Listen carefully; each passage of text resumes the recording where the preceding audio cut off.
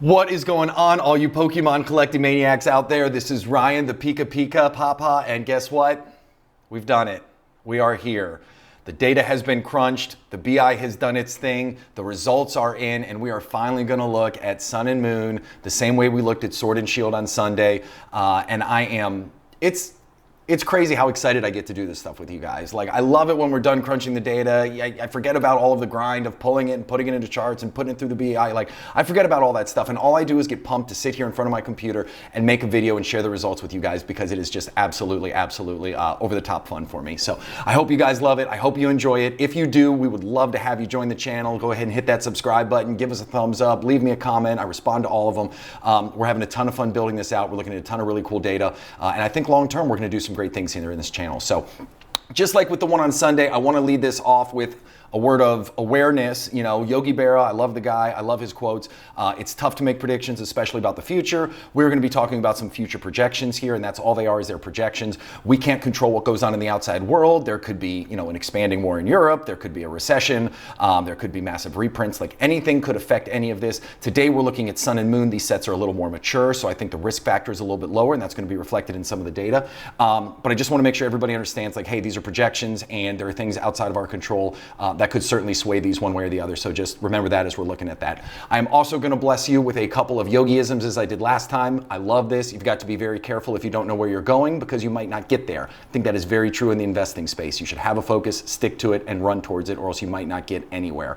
If you come to a fork in the road, take it. Love that. And my favorite of them all, if the world was perfect, it wouldn't be. Lord knows we don't live in a perfect world, but we can all do our part to make it a little better every single day. So thank you for those yogiisms. Let's get into the good stuff now.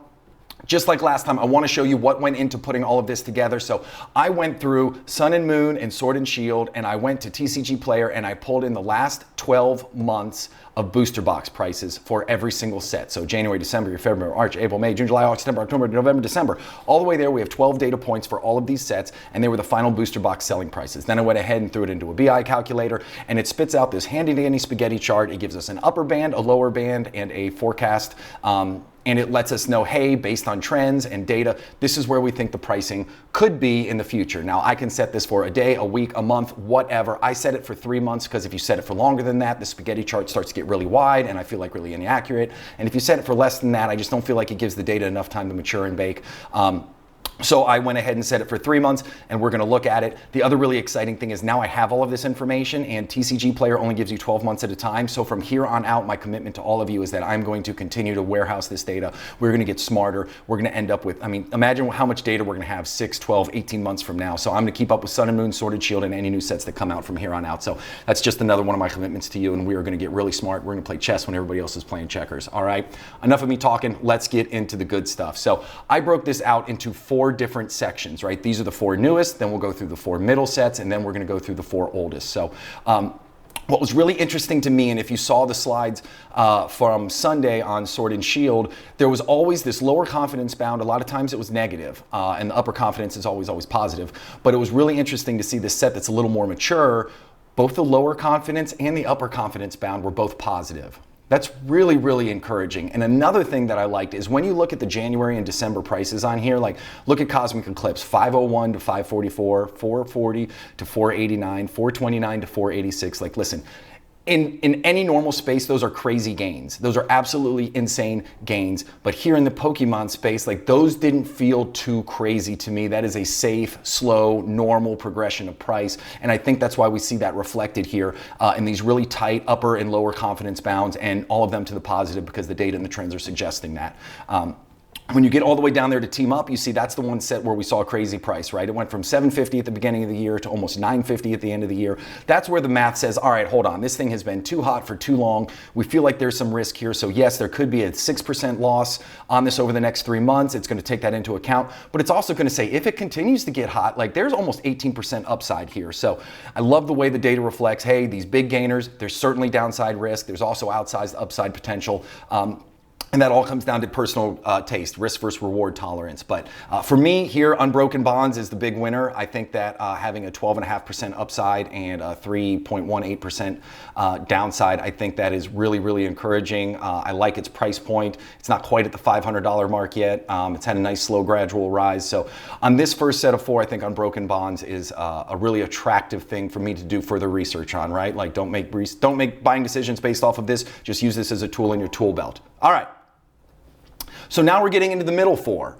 And here again, like we see those upper and lower confidence bounds really starting to tighten up. Like look at Lost Thunder, went from 330 to 375. And then you see the lower bound is positive, but it's only a little bit positive. Upper bound, you got 5%, so that's pretty good. Celestial Storm, I really like that. 4.25% lower confidence bound. Upper confidence bound is up to 9 1/3. Like that feels a lot like Unbroken Bonds from the previous slide. Forbidden Light, that is the first set that I've looked at, and this is amazing to say. This is the first set that I looked at from where January to December it was down. So it started the year at 315 and it is all the way down to 305. Can you believe I said that? All the way down to 305. It's a $10 loss. Like that's nothing. There's a lot of people who would have been very happy with a $10 loss in 2022. But again, that upper confidence and lower confidence bound, there's not a big gap there. So I don't think the data is suggesting that there's a whole lot of upside. I'm going to keep an eye on it though, because anytime you can buy something on the downward trend, that's a really exciting time to get in. And then you look at Ultra Prism. Ultra Prism's another one that just looks really, really steady. I mean, there's something to be said about these sun and moon sets where they've had time to mature, they've had time to bake. Like obviously your upside's going to be capped, but I also love downside protection. I talk about this all the time. You look for adverse risk versus reward. You want to find where you have the most upside, and when you can also cap your downside. So really, really happy so far with the way this has turned out. And I think this data is just incredibly awesome and incredibly powerful. So very next one, and these are the final 4 that we're going to look at here. This goes pretty quickly. I don't like to bore you guys, but this is what was really, really interesting to me, okay? So we always say, you know, the older the better. I hear that all the time, and that's not always true. So I thought it was fascinating to see that the 4 oldest sets also show the 4 biggest variants. The data is just saying, hey, we're not really sure what might happen here. Crimson Invasion, you know, it still went up over the year, you know, from 157 to 169. Like, that's not a bad gain. You got to think about it from a percentage standpoint, right? Like I'll take that all day long in the stock market. But it's saying there's a lot of downside risk. It's saying, hey, over the next 3 months, it could drop 14%. Over the next 3 months, it could go up 10%. Like that's too big of a spread for me to feel like I want to jump in on. Same thing with Burning Shadows. Again, 13% to the down, 13% to the up. Big delta between those 2 numbers. And then you start to tighten up a little bit here with Guardian Rising. You know, it's only saying, hey, maybe 3% to the down, almost 13% to the up. So now we're starting to see that. That's probably the best of these 4 if you're just strictly looking at this type of analysis. And then again, Sun and Moon, the OG set, you know, 6% to the down, 8.5% to the up. It was just really interesting to me to see these huge variances here. I also saw some, you know, these were the smallest gains, right? The older sets had the smaller gains, 157 to 169, 356 to 376, 261 to 318, and 185 to 231. All of them went up, but it wasn't those crazy gains that we saw, you know, in the first 4 that we looked at. So just another really cool data point. And again, one of the things that I'm most excited about is to continue to build this data warehouse and continue to track these trends. And I'm super excited to talk about tomorrow's video. I'm going to end it on this because again, I just can't hammer this home enough. This is just a tool in your tool belt, right? It's impossible to predict the future. But I do think that we've had quality inputs, which has given us quality output. So I'm really, really confident, at least in the quality of this data, and we'll just have to see what happens. But I'm excited because I am going to do another video tomorrow. I can't wait. I've got to do it tomorrow, and it is going to be Sun and Moon and Sword and Shield. We're going to put it together, and then we're going to take a look at all of them in its totality, and we're going to see if we can find any asymmetrical risk rewards where we feel like, hey, we got a great opportunity to upside and our downside's kind of capped. I'm really, really excited for that. And we've just got some cool stuff coming up in this channel in general. So I hope you enjoyed this. Again, this was one of my favorite videos. This exercise has been great. I think you all have really enjoyed it, which means a lot to me. I'm going to continue to pump out stuff like this. And, you know, as always, if you like it, hit the subscribe button. If you have comments, drop them down below. I'd love to talk to you. And y'all have an epic one, okay? Thanks, everybody. Bye.